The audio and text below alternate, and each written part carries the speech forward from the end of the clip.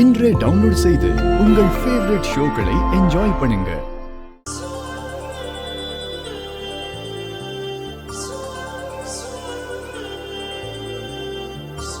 என்னாச்சு?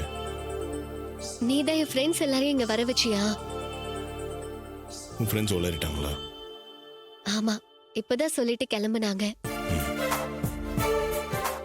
நீங்க நடக்கிற பிரச்சனையால் அப்செட்டா இருந்தா உன்னை அதுல இருந்து டைவர்ட் பண்றதுக்காக தான் அவங்கள வர சொன்னேன். நீ சந்தோஷமா இருந்தல்ல, அது உன் கண்ணிலே தெரிஞ்சது. உன்னை இப்படி பார்க்கணுன்றதுக்காக தான் அவங்கள வர சொன்னேன்.